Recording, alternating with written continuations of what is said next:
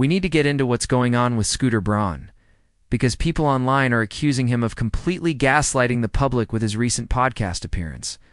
He brought up the infamous Taylor Swift drama, and now the internet is saying he's either conveniently forgetting the facts or trying to spin the narrative in his favor. His comments are facing intense criticism, and honestly, the backlash is building all over again. So let's rewind and revisit how this entire feud began, because understanding the full timeline is crucial here. Back in June 2019, Scooter Braun's company Ithaca Holdings bought Big Machine label group in a $300 million deal. This wasn't just a standard acquisition, it included the master rights to Taylor Swift's first 6 studio albums. That means from her debut through Reputation. All her early work was now owned by a man she had publicly accused of mistreating her. And the twist? Taylor said she found out at the same time the rest of the world did. No heads up, no warning. One day she woke up and realized the catalog she wrote and built from scratch now belonged to someone she felt had targeted her for years. Not long after the news broke, Taylor took to Tumblr and posted a screenshot of an old Instagram post by Justin Bieber. It showed Justin on FaceTime with Scooter and Kanye West, captioned, "Taylor Swift, what up?" This was during a time when Taylor was already going through it. She pointed out in her Tumblr post that this was a perfect example of Scooter mocking her at one of her lowest points. She accused him of years of manipulative bullying and expressed deep hurt over the sale of her masters without her knowledge or consent. Taylor explained in her post that she had asked for the chance to buy her masters for years. Instead, she was offered a deal where she could earn them back one at a time for each new album she delivered under a new contract. She turned that down, realizing that once she re-signed, Scott Borchetta, Big Machine's founder, could still sell the label, and with it, her legacy. She made the painful decision to walk away, knowing she'd have to leave her early albums behind. She wrote about creating those records in her bedroom, funding her own videos, and building her career from scratch only to see the rights to all of it handed over to someone she wanted nothing to do with. She also called out moments like the infamous phone call leak with Kim Kardashian and how Scooter, who managed Kanye and Justin at the time, let his artists gang up on her online. She brought up Kanye's famous video that used her likeness without permission and framed Scooter as someone who stood by as she was humiliated. Her words were powerful. She said this was her worst-case scenario, having her musical legacy in the hands of someone who tried to undermine her. She also made it clear that from the moment she left Big Machine, she was committed to working with a label that would let her own her work going forward. Taylor signed with Republic Records under Universal Music Group in late 2018, after her 10-year deal with Big Machine ended. In her announcement, she shared that going forward, she would have ownership of everything she released. But the damage was already done. Big Machine still held her back catalog. And with Scooter now owning the label, he would profit from her old work indefinitely. To make things worse, Scooter didn't exactly keep things low-key when the deal was announced. He reposted a friend's message that said, "When your friend buys Taylor Swift," essentially bragging about it. After the backlash grew, he deleted that post, but screenshots were already circulating. Justin Bieber even stepped in to try and defend Scooter. He shared a photo of himself with Taylor and apologized for the post he had once shared with Scooter and Kanye. Justin admitted that while he thought it was funny at the time, looking back it was wrong and tone-deaf. He also claimed that it was his caption and not Scooter's, trying to shift some of the blame. Justin Bieber took to Instagram at the time to defend Scooter Braun, writing a long post claiming that Scooter was actually the one who told him not to make those kinds of jokes.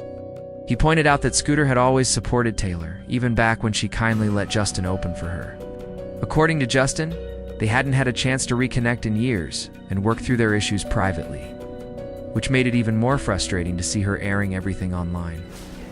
He questioned what Taylor hoped to gain by sharing the blog post, saying it looked like an attempt to earn public sympathy, knowing full well it would trigger her fan base to come after Scooter.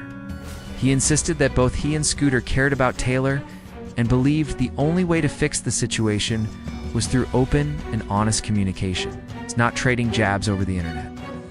Justin said they didn't harbor any resentment and genuinely wanted the best for her, but dragging Scooter publicly was crossing a line, especially for someone he loved and respected.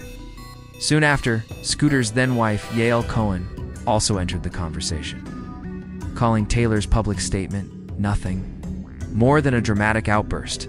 At the same time, Big Machine and Scooter insisted that Taylor had been given chances to buy back her masters, though the truth about what happened remained cloudy.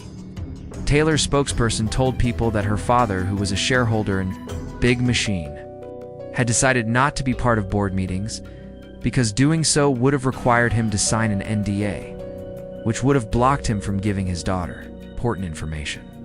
Critics argued that her father must have known the sale was coming, but Taylor's camp maintained he chose to stay out of those calls. There were also rumors that Scott Borchetta gave Taylor a heads-up via text, but her team claims she didn't read it before the news went public. In a later interview, Taylor admitted she was blindsided. She explained that she and Scott had many long conversations about Scooter in the past, and not flattering ones. So to learn that he was the person Scott chose to hand over her life's work to, simply because of a $300 million offer, was devastating. That same year, in November, Taylor went public again, this time with claims that she was being stopped from performing her early songs. She told fans, "I don't know what else to do." She had just been announced as the Artist of the Decade at the upcoming American Music Awards and wanted to perform a medley of her biggest hits, but said Scooter and Scott Borchetta were now blocking her from performing those older tracks on TV because they claimed it counted as re-recording them before she was legally allowed to in the following year. On top of that, Taylor revealed another bombshell. Netflix had been working on a documentary about her life, and Scooter and Scott were also refusing to allow any of her early songs or performances to be used, even though they were never mentioned. In the film, according to her, Big Machine told her team she could use her past music only if she agreed not to re-record her catalog in the future, which she had every legal right to do, and if she stopped speaking about the situation entirely. Taylor said the message being sent to her was painfully clear: be quiet and obedient, or face consequences. She pushed back hard, saying neither man played a role in writing her music or shaping her connection with her fans. Yet they were trying to control what she could and couldn't do with her own work. She turned to her supporters and asked them to speak up. She even asked fellow artists managed by Scooter, who she believed truly cared about other creatives, to step in and help make a difference. Taylor hoped that their influence might convince Scooter and Scott to step back and let her perform the songs she created. She also called out the Carlyle Group, who helped finance the sale, asking them to recognize the damage being done and support her efforts. Taylor said she had exhausted every private method of resolving the issue and now everything the AMAs, the documentary, and any televised performances planned before November 2020 was up in the air. She ended by saying how much she loved her fans and felt they deserved to know the truth of what was going on. As history shows, Taylor ended up reclaiming her power in the most iconic way possible by re-recording her old albums and releasing them as Taylor's version. These re-releases broke streaming records and completely reshaped the industry conversation around who owns music. It set a new standard for artists everywhere. Her Eras tour became a global cultural phenomenon, proving just how deeply fans respected her fight for artistic control. But the flip side of this was the damage it did to Scooter Braun's public image. He became the face of industry greed too. Swifties, despite attempts by people like Justin Bieber and Demi Lovato to paint him in a better light. Over time, though, Scooter's reputation seemed to erode. The industry vibe around him changed, with artists and collaborators quietly putting space between themselves and his brand. Bit by bit, his once stacked client list started to shrink. Demi Lovato parted ways. Ariana Grande left. And then came the most surprising exit. Justin Bieber himself cut ties. Now, here we are in 2025. Scooter is finally opening up about the past in his career. The timing is interesting, just as Taylor confirmed she was able to officially purchase her masters back. She posted a heartfelt message on her website, thanking fans and explaining that the success of the Eras tour helped her partner with Jamrock Holdings to finally reclaim her original recordings. With Taylor now in control of her own work, maybe Scooter figured the backlash would be less severe. In his recent comments, Scooter said that even though he knew Taylor didn't like him when he bought Big Machine, he truly believed they could get past the bad blood and eventually work together. Maybe even be friends. When I bought Big Machine, I thought I was going to work with all the artists on Big Machine. I thought it was going to be like an exciting thing. I knew that Taylor, she and I had only met 3 times. In between that time, since I'd seen her last, I started managing Kanye West. I managed Justin Bieber. I knew she didn't get along with them. I had a feeling, this is where my arrogance came in. I had a feeling she probably didn't like me because I managed them, but I thought that once this announcement happened, she would talk to me, see who I am, and we would work together. And the announcement came out, and I'm calling Scott Borchetta and saying, hey, send me her number. I just talked to Thomas Rhett, and he's excited, and I just talked to, this person, and they're excited, and I'm calling, Florida Georgia line next, and oh, I'm gonna get you. And then this Tumblr comes out and it says all this stuff, and I was just like shocked. Fans didn't hold back when reacting to Scooter's recent comments. Many feel like he's trying to reshape the narrative. They brought up old posts, especially the one where he seemed to proudly share a message from a friend saying he had just bought Taylor Swift, which rubbed a lot of people the wrong way.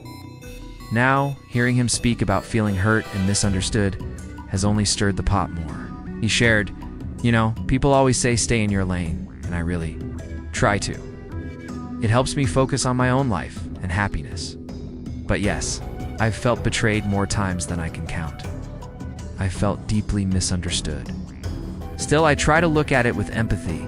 If someone lashes out at me, maybe they're hurting, and maybe I did something unknowingly that caused that pain. While Scooter insists he did his best to see things from both sides, fans aren't buying it. Many believe he's glossing over the past and conveniently ignoring the core issue, that he was accused of trying to stop Taylor from performing her own songs. Social media quickly fired back, calling him out for what they say is a selective memory, and accusing him of trying to manipulate public opinion. People are saying things like, "Don't twist the story. You literally tried to block her from her own music. That's not empathy, that's control." Others added, "He made millions off her work, and now wants to play the victim?" Or Zez, the part where he forced her to stay silent with an NDA? Some took it a step further, saying no one's falling for this. He's not the one who was wronged here. The money, the power, all of that came at the expense of someone else's art. And now he's sad because people don't like him for it? In the eyes of many Swifties and neutral observers alike, his attempt to soften the situation hasn't worked. They feel he's dismissing Taylor's very public explanations about what was really going on, and now he's acting like it was all a simple misunderstanding. Like he just thought she didn't like him and didn't know why. As a result, there's been very little sympathy for what Scooter had to say. In fact, the public response has mostly been disbelief and disappointment. The general vibe online is that he's trying to spin the situation to save face, rather than taking full accountability for his role in everything that happened. But now we want to hear from you. What do you make of Scooter's comments? You think he deserves another chance to explain himself, or are fans right to push back? Drop your thoughts in the comments. We're curious what you think about all of this.